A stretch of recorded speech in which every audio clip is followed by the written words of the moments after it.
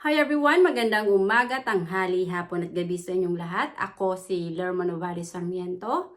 At sa araw na to, ang topic ko ay Sakit ni Chris Aquino, Parusa ng Diyos sa Kanya. Tayong lahat ay tinawag ng Diyos para maging liwanag at asin dito sa mundo. At ang ating misyon ay sumunod sa yapak ni Jesus na maging tagapagsalita ng Espiritu Santo.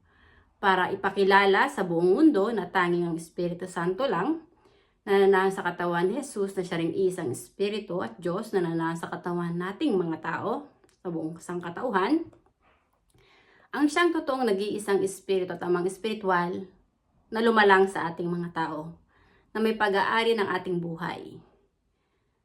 Ay ang siyang Alpha at Omega na nagbigay ng buhay sa atin na siya ring aalis sa ating katawan kasama ang ating kaluluwa kung kaya tayo mamamatay.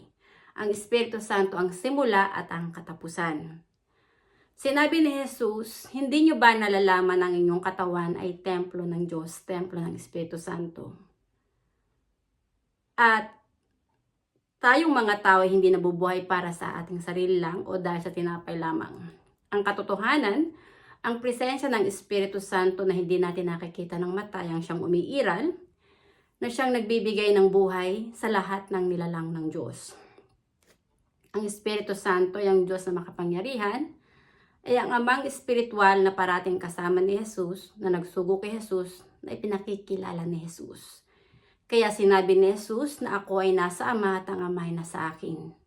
Ako at ang Ama ay isa, sapagkat si Jesus ay Espiritu, na ipinanganak sa Espiritu ng Espiritu Santo na nagkatawang tao lamang sa katawan ni Birheng Maria para makihalubilo sa ating mga tao. Para magbinyag sa pangalan ng Espiritu Santo at ipakilala ang Espiritu Santo na nasa katawan ni Jesus, ang siyang totoong nag-iisang Espiritu at Diyos na may pag-aari ng ating buhay, na dapat lang nating kilalanin na ating amang espiritual at Diyos para maging kaisa tayo ni Jesus na maging anak ng Espiritu Santo, na ipinanganak sa Espiritu, at maging kapatid ni Jesus sa Espiritu, na tanging ang sinasamba at kinikilala lang na amang espiritual at Diyos ng ating kaluluwa ay ang Espiritu Santo na nanahan sa ating katawan.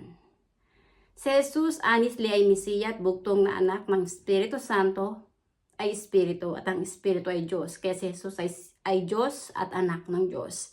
Sapagkat si Jesus ay Espiritu na nagmula sa Espiritu ng Espiritu Santo. Si Jesus ay hindi tao lang na ipinanganak sa laman. Siya ay Espiritu na ipinanganak sa Espiritu ng Espiritu Santo. At ang Espiritu Santo, ang siyang tumulong kay Jesus nung ikatlong araw pagkatapos na siya'y mamatay at ipako sa krus. Sinabi ni Jesus na siya'y muling mabubuhay sa ikatlong araw. Ang katawan ni Jesus ay templo ng Espiritu Santo na pinarusahan at ipinapako at pinapatay ng mga paring saserdote sa mga taga-Roma na mga sundalo para ipako sa krus. At nung si Jesus ay nasa krus, sinabi ni Jesus, Ama, patawarin mo sila sapagkat hindi nila naunawa ng kanilang ginagawa. Honestly, ang kinakausap ni Jesus ay ang Espiritu Santo na nasa kanyang katawan na parating niyang kasama na may pag-aari ng kanyang buhay. Dahil ang Espiritu Santo ang nagbibigay ng buhay kay Jesus ay may pag-aari ng katawan at kaluluwa ni Jesus na siyang sinira ng mga taga-Roma na sundalo nung panahon ni Jesus at siyang ipinapako ng mga paring saserdote na galit kay Jesus. At sa banal na kasulatan, ipinagbabawal ng Diyos ang pakikiapid at pangangalunya. Hindi naman lingid sa lahat na si Chris Aquino ay isang sikat at tanyag na artista at ang kanyang mga magulang ay nasa politika. At si Chris Aquino ay naging maibigin sa lalaki, naging pakawala siyang babae, nagpapalit-palit siya ng lalaki at nagkaroon siya ng 2 anak sa pagkakasala. Ang hindi nalalaman ni Chris Aquino, yung kanyang katawan ay sagradong tahanan at templo ng Diyos, templo ng Espiritu Santo. At sinabi ni Jesus, may kasalanan na may kapatawaran, ngunit hindi ang lapastanganin mo ang Espiritu Santo. Sa banal na kasulatan, sinabi rin ng Panginoon, ang sino mang sumira sa aking templo ay wawasakin ko rin. Well, honestly, narating na ni Chris Aquino ang rurok ng katanyagan, ng kasikatan. Naging kilala siya sa iba't ibang lugar dahil sa anak siya ng presidente at artista siya sa ating bansa. Pero ngayon na siya ay lugmok na at tambak na siya ng sakit sa kanyang katawan, honestly, kahit milyon pang fans ni Chris Aquino ang humingi ng dasal para si Chris Aquino ay gumaling, pag ayaw ng Espiritu Santo na pagalingin si Chris Aquino, hindi yan gagaling. Dahil may pag-aari ng katawan at kaluluwa ni Chris Aquino yung Espiritu Santo at binaboy ni Chris Aquino ang kanyang katawan na siyang sagradong tahanan ng Espiritu Santo sa kamunduhan at kalaswaan. Nagbilang siya ng lalaki at nagpakabit-kabit siya sa kung sino-sinong lalaki. Nahumaling siya sa kung sino-sinong lalaki. Kung uunawain mong mabuti, si Chris Aquino ay isang maruming babae na nakikiapid at nangangalunya sa hindi niya asawa, na nanangagaw din ng asawa. At yung mga nararamdaman ni Chris na sakit, nakaramdaman niya ngayon, na palala ng palala, honestly, ay parusa sa kanya ng Espiritu Santo. Dahil binaboy niya ang kanyang katawan, na siyang sagradong tahanan at templo ng Espiritu Santo, na siya ring pansamantalang tahanan ng kaluluwa ni Chris Aquino, sa pakikiapid at pangangalunya sa kamunduhan at kalaswaan. Isa siyang immoral na babae. At hindi na magtatagal ang buhay ni Chris Aquino. Babawiin na ng Espiritu Santo ang kaluluwa sa kanyang katawan at mamamatay siya. Sa oras na bawiin na ng Espiritu Santo ang kaluluwa ni Chris Aquino sa kanyang katawan, naturalmente, ang kanyang katawan, sala sa ibabaon lang yan sa lupa, i-cremate niya yan, depende sa kung gusto niya. Pero yung kanyang kaluluwa, babalik yan sa Espiritu Santo. At ang kaluluwa niya ay huhukuman ng Espiritu Santo base sa kanyang mga gawa nung siya'y naririto pa sa lupa. At dahil dito sa lupa, hindi niya pinahalaga ng kanyang katawan na siyang sagradong tahanan ng Espiritu Santo, na siyang Diyos na may pag-aari ng kanyang katawan at kaluluwa, hindi rin siya kikilalanin ng Espiritu Santo na anak ng Diyos. Dahil ang kanyang kaluluwa ay hindi pinanganak muli sa Espiritu. Hindi niya sinamba ang Espiritu Santo sa puso niya na siyang Diyos na lumalang sa sarili niya na may pag-aari ng kanyang buhay. Kung kaya, ang kanyang kaluluwa ay nahiwalay sa Espiritu Santo dahil sa mga kasalanan na ginawa niya, ang makiapid at mangalunya. Honestly, bilang na ang araw ni Chris Aquino. Alam niya sa sarili niya at nararamdaman niya sa sarili niya na sa mga darating na mga sasabak siya sa mga gamutan na yan, alam niya na hindi na siya magtatagal. Nararamdaman na niya mismo sa sarili niya na hindi na magtatagal ang buhay niya at iiwanan niya ang mundong ito. Iiwanan niya yung dalawa niyang anak sa pagkakasala niya sa iba't ibang lalaki. At yung kanyang mga kayamanan, karangyaan, katanyagan ay mawawala. Mawawala ng kabuluhan at halaga. Sa banal na kasulatan, sinasabi, what is the benefit of gaining the richness of this world if it causes you to lose your soul? Honestly, yung mga katanyagan ni Chris Aquino, pera, bahay, sasakyan, kung ano-ano pang meron siya, alahas, damit, bag na kanyang ipinagyayabang noon nung siya'y sikat pa, wala yung value. Dahil sa oras na bawiin na ng Espiritu Santo ang kaluluwa sa kanyang katawan, hindi niya yung madadala sa kabilang buhay. Tanging ang kaluluwa lang niya ang pwede niyang dalahin dahil yun yung babalik sa Espiritu ng Espiritu Santo para humarap sa paghukom. Dahil yung ating kaluluwa yung siyang ating buhay at Espiritu na kawangis ng Diyos na siyang aalis sa ating katawan kung kaya tayo mamamatay. Ang ating kaluluwa yung siyang buhay na kawangis ng Diyos dahil Espiritu yun. At ang naging misyon ni Jesus, kaya siya nagsakripisyo para mapako ang kanyang sarili sa krus ay dahil sa paglilingkod niya sa Espiritu Santo na siyang Diyos na kanyang Ama na parati niyang kasama. Honestly, si Jesus ay buhay. Espiritu na siya at kasama siya ng Espiritu Santo sa langit.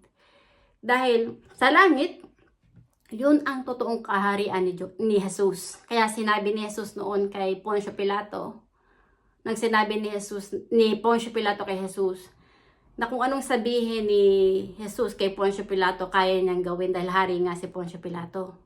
Pero ang sagot ni Jesus, "You don't have power over me. My kingdom is not here on earth but in heaven." Alam ni Jesus ng buhay ni Poncio Pilato at ang buhay ng buong sangkatauhan dito sa mundo ay may simula at katapusan.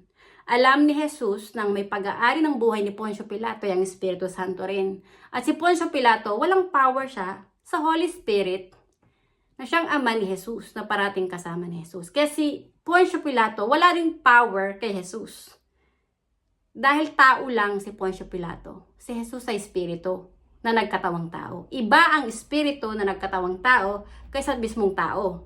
Dalang tao, nagmula yan sa laman, nagmula sa alabok, na muling babalik sa alabok. Pero ang Espiritu yan na nagmula sa Espiritu na muling babalik sa Espiritu. At ang Espiritu ay Diyos. Kaya si Jesus ay Diyos at anak ng Diyos. Honestly, si Chris Aquino, kung hindi yan magsisisi, hindi yan hihingi ng kapatawaran sa Espiritu Santo bago siya malagutan ng hininga, bago putulin ng Espiritu Santo ang buhay na ipinhiram sa kanya, yung kanyang kaluluwa, kaawa-awa yan sa kabilang buhay dahil sa kasalanan na ginawa niya sa Espiritu Santo. Yung kanyang mga pakikiapid, pangangalo niya, yung natatandaan ko yung si Nico Falsis na kanyang pinagbantaan ng buhay. Sinabi niya na nung galit na galit si Chris Aquino, sinabi niya na ipapapatay daw niya sa kanyang pamilya. Ang hindi nalalaman nitong tanga na si Chris Aquino, ang buhay ni Nico Falsis at ang buhay niya ang may pag-aari ang Espiritu Santo. At hindi si Chris Aquino at ang kanyang angka nakahihigit sa Espiritu Santo. Kaya yung nararamdaman ngayon ni Chris Aquino na sakit, patong-patong, hindi niya makakamtan ng totoong kapayapaan sa puso niya at sa kanyang isipan dahil sa mga kasalanan na ginawa niya sa Espiritu Santo. Honestly, yung sakit ni Chris Aquino ay parusa sa kanya ng Espiritu Santo na siyang Diyos na may pag-aari ng ating buhay. At yung mga fans ni Chris Aquino, alam ko noon, na galit sila sa akin, gawa ng kanilang idol na si Chris Aquino ay minura ko sa isa kong vlog. Dito rin sa aking vlog na, dito sa aking account na to, sa YouTube channel. Na si Chris Aquino ay isang puta na babae na nakikiapid sa hindi niya asawa. Yan yung katotohanan. Na hindi matanggap ng mga fans ni Chris Aquino noon, na galit sa akin. Ngayon, inuulit ko na i-vlog si Chris Aquino para sabihin ang katotohanan na yung sakit ni Chris Aquino, wala yang kagalingan. Dahil hindi siya pagagalingin ng Espiritu Santo na siyang Diyos na may pag-aari ng kanyang buhay, na kanyang nilapastangan gawa ng kanyang kahiligan sa lalaki, sa kamunduhan at kalaswaan. Mamamatay si Chris Aquino na punong-puno siya ng agam-agam sa puso niya. Hindi niya makakamta ng totoong kasiyahan at kapayapaan. Mamamatay siya na punong-puno siya ng alalahanin. Dahil sa kinalaban niya ang Espiritu Santo na siyang Diyos na may pag-aari ng kanyang buhay. Kaya Chris Aquino, kung nananatili ka pa, hindi pa binabawi ng Espiritu Santo ang buhay sa oras na to, sa sarili mo, at makikita mo tong video na to, hinihikayat ko kita na magsisi ka na, humingi ka ng kapatawaran sa Espiritu Santo sa mga kasalanan na gawa mo. At kung talagang bubuhayin ka pa ng Espiritu Santo para mabuhay dito sa mundo, pagagalingin ka niya. Walang imposible sa Espiritu Santo na siyang Diyos na lumalang sa atin. Dahil siya yung may pag-aari ng ating buhay. At kung talagang oras mo na nababawi ng Espiritu Santo ang buhay na piniram sa'yo, yun na talaga, hanggang doon na lang ang hantungan ng buhay na ipinagkaloob sa iyo ng Espiritu Santo. Chris Aquino, maawa ka sa kaluluwa mo. Magsisi ka, humingi ka ng kapatawaran sa Espiritu Santo, magbalik-loob ka sa Espiritu Santo ng taimtim sa puso mo. Hindi mo kailangang i-social media Kahit pumunta ka o kahit sa hinihigaan mo ngayon, humingi ka ng kapatawaran sa Kanya. Para kung lumisan ka man dito sa mundo, maging malaya ang iyong kaluluwa. Dahil nagsisi ka at humingi ka ng kapatawaran sa Espiritu Santo na siyang Diyos na may pag-aari ng ating buhay. Ang Espiritu Santo na nasa ating katawan niyang Diyos na makapangyarihan ay ang siyang may pag-aari ng langit at lupa. At siya ang amang espiritual na nagsugo kay Jesus na siyang pinaglilingkuran ni Jesus. Ay ang siya ring tumawag sa akin para magbahagi ng salita ng Diyos at ipakilala sa buong mundo na tanging ang Espiritu Santo lang na nanan sa ating katawan, ang ating Diyos at amang espiritual na dapat nating sambahin, ibigin ng higit sa lahat at paglingkuran. Para maging kapatid tayo ni Jesus sa Espiritu at maging anak ng Diyos na pinanganak sa Espiritu ng Espiritu Santo. Maraming salamat sa inyong pakikinig at hanggang sa muli. Bye! Thank you!